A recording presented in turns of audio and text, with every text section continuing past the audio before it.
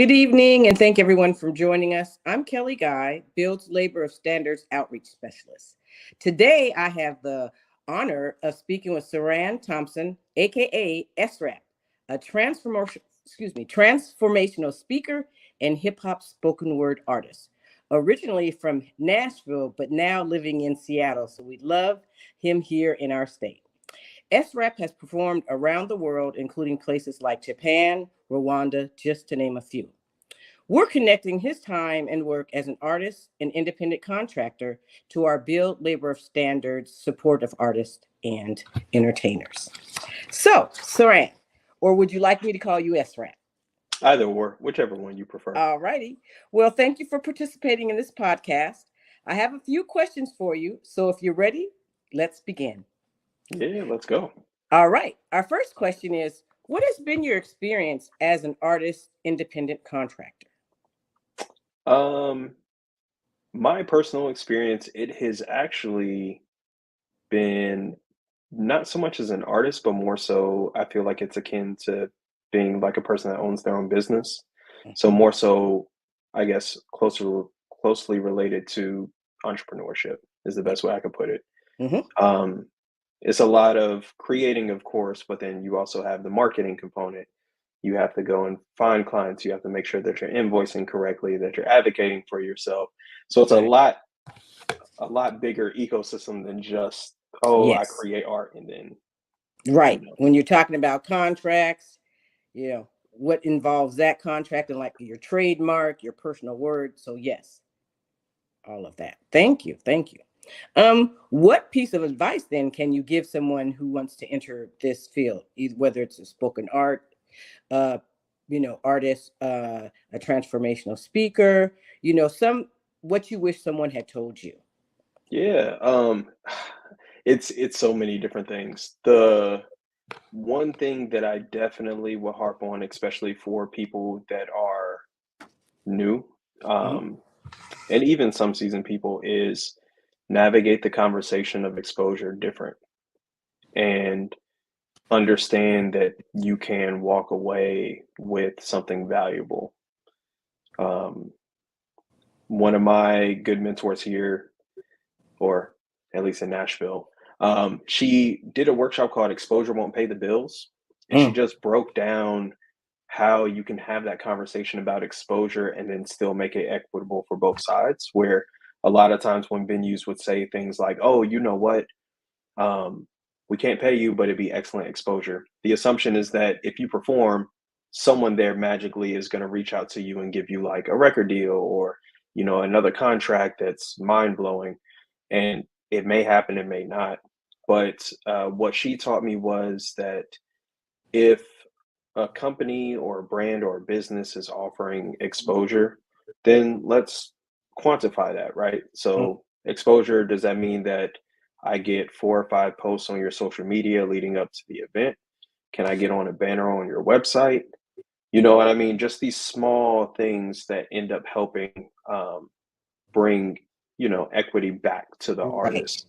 Right. So, yeah. Well, I've heard one particular instance where I was talking to a muralist, and one of her issues, and I having some background in contract, was like, oh, you didn't immediately ask where your art was going after it was taken down, because there were removable pieces, and they sold it off. And she didn't have a chance to get it back.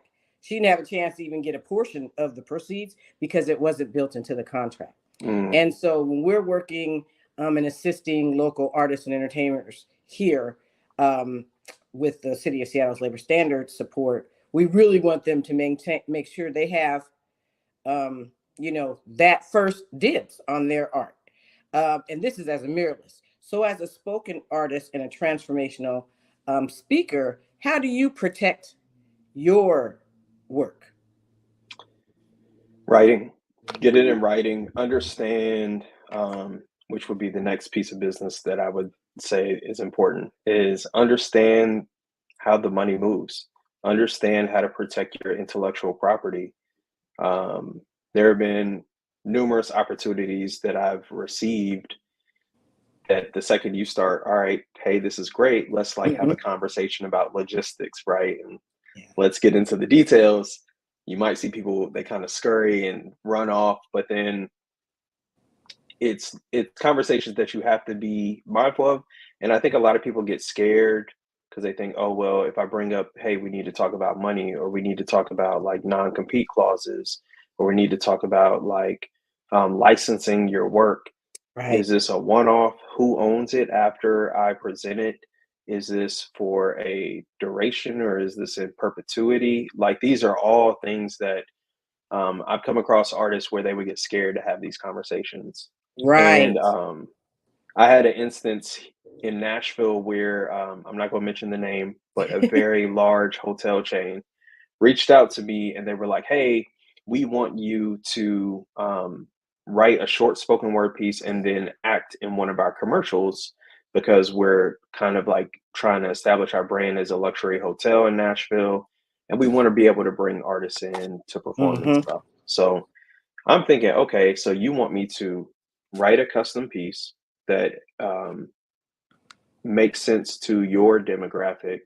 You then want me to rehearse, you want me to perform, and then you also want to have this live in your advertisement. So I think they offered me something ridiculous like $500 or something. And when I started having these conversations, because it was also in the paperwork, they sent me a Mm. non-compete clause.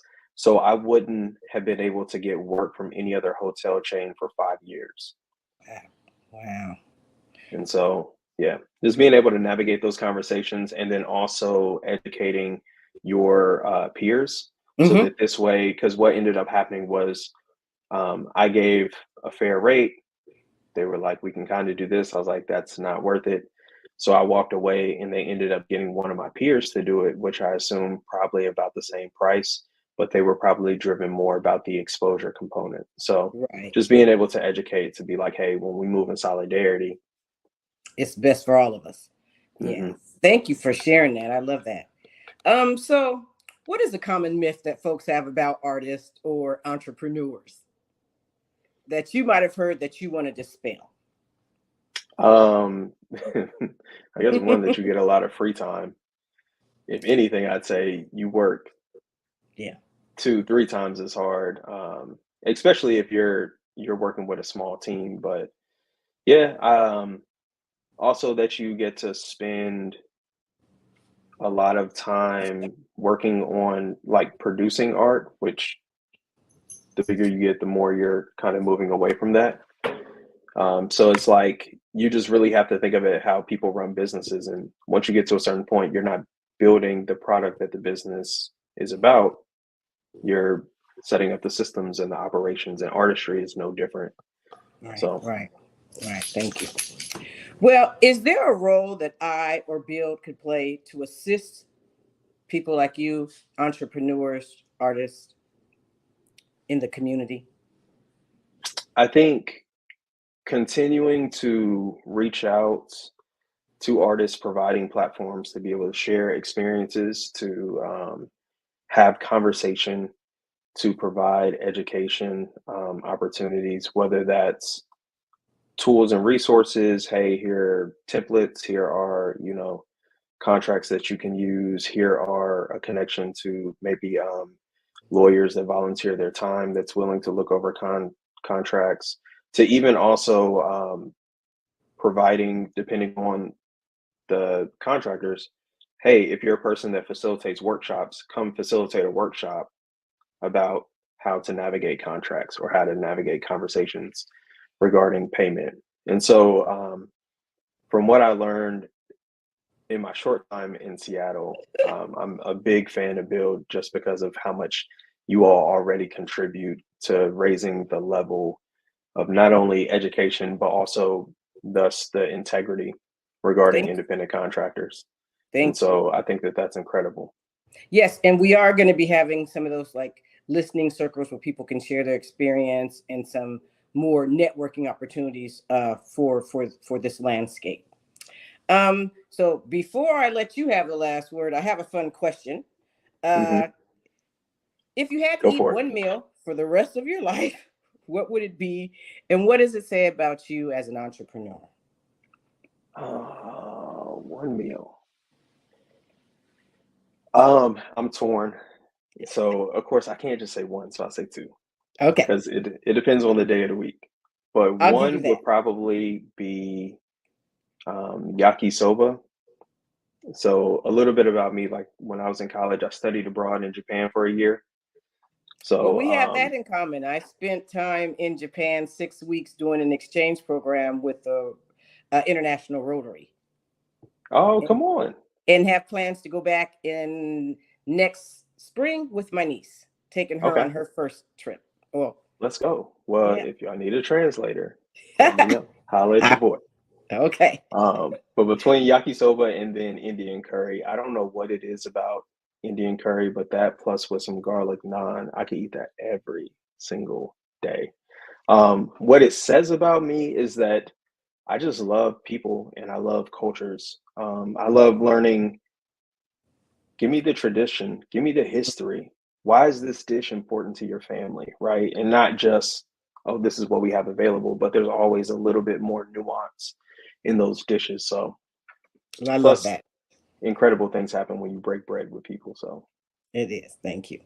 Well, thank you so much for your time and patience while I got my first podcast under my belt. Is there absolutely. anything you'd like to add or leave us with before we end the podcast? Um, I got a short story, Okay. and um, it kind of speaks to the power of exposure. So, my mentor, what she did was she was doing spoken word and then transitioned into speaking engagements. And then she became an author. So she wrote a book. And her book was focused, I think, around like some of the trauma that you deal with like motherhood, as well as like dealing with family members that, are afflicted with illness and all these different things, right? But just like the struggles and also the empowerment of motherhood. So what she did is she started finding these conferences that were related to women of all areas, and she would reach out to them and say, "Hey, I am more than happy to come and speak for free. You don't even have to fly me out. You don't have to put my lodging up. I just ask for three things. One, that I can speak right before a break. Two, that I can have a merch table in the back to be able to sell my books. And then three, that when you dismiss people for the break, that you remind them to check out the merch table." So what she did was she went out of her way to offer her services for free, which most people, once they see the credits and the history, they're like, absolutely. And she would end up selling out about 90-95% of her books. So when you take the conversation around exposure, it's Mhm. probably not going to be how it's presented to you, but you can always change the conversation in a way that will help you out. So Thank you for leaving us with that. I like that. I love that. And I think that'll be a great tip for our listeners when we broadcast this. So, absolutely. all righty. Well, thank you, listeners. And stay tuned for our next podcast, which will be in the next several months. Build is back with another year of our Build Labor Standards Initiative. Join us this year as we focus on the Black community members who are in the arts and entertainment category as we dive into the major ordinances within the city of Seattle. Join us at upcoming events and visit our website to learn more. Visit www.build206.com/labor standards to learn more today.